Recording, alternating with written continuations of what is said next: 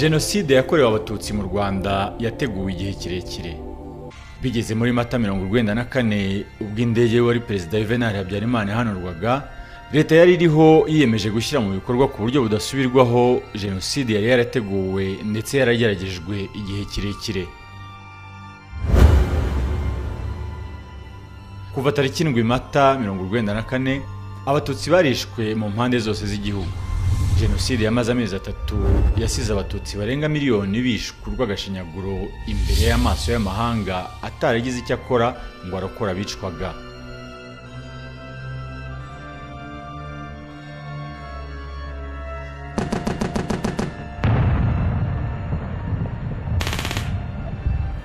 Nyamirambo mu mujyi wa Kigali ni hamwe mu hibasiwe bikomeye na Jenoside kimwe n'ahandi hirya no hino mu Rwanda. Ibihumbi n'ibihumbi by'abatutsi byahungiye mu rwunge rw'amashuri rwa Mutagatifu Andereya no mu kiliziya yitiriwe Mutagatifu Karoli Rwanga ndetse no mu kigo cy'abafurere b'Abayozefiti aho bizeraga ko bashobora kurokokera. Ariko se niko byagenze?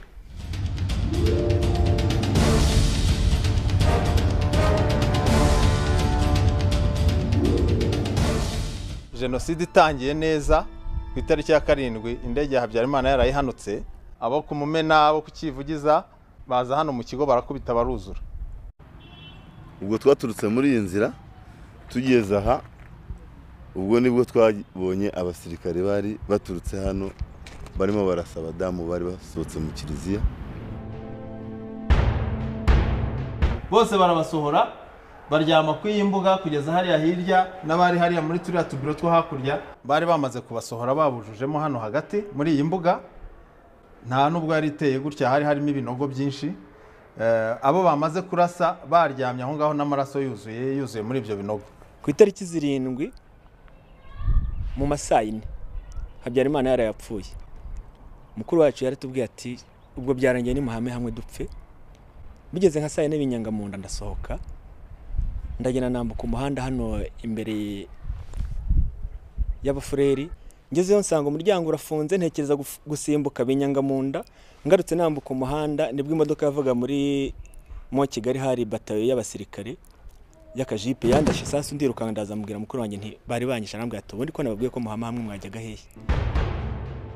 Mu kigo cy'abafureri b'Abayozefiti naho abicanyi bahahinduye ibagiro.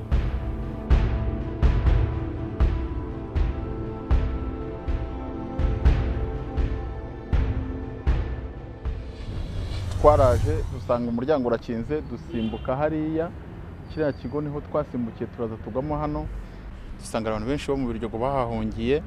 Ubwo muri ako kanya nta n'iminota 10 yashize haje intera hamwe zirimo abagore, abana, abasaza barimo gusahura ibintu. Twahise dushaka uburyo twashaka inzira zo gusohoka ngo tuzasubire kumumena aho twari dutuye.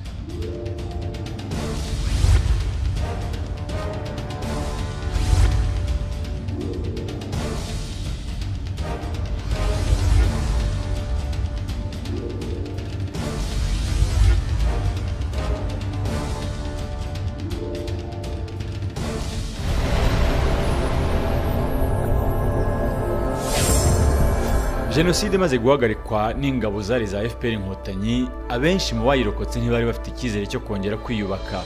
Nyamara ariko uko iminsi yagiye yicuma ni nako abenshi bagiye barushaho kwiyubakamo icyizere no guharanira ejo hazaza heza. Barashishikariza n'abandi bahuye n'akaga nk'akabo kudaheranwa n'agahinda.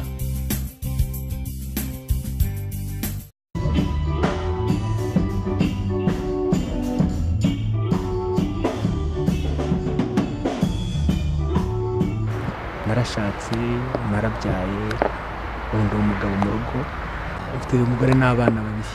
Ariko umuntu aribaza aratekereza asanga agomba kusa ikivi cy'abagiye, ugakora ugashikama kugira ngo umugabo uzagire n'umuryango nawe ureme undi muryango, kugira ngo abantu batazavuga ngo ba bantu twabaramaze barashize. Umuntu akagira ishyari ryo kugira ngo akore anagaragare atere n'imbere abo umugabo.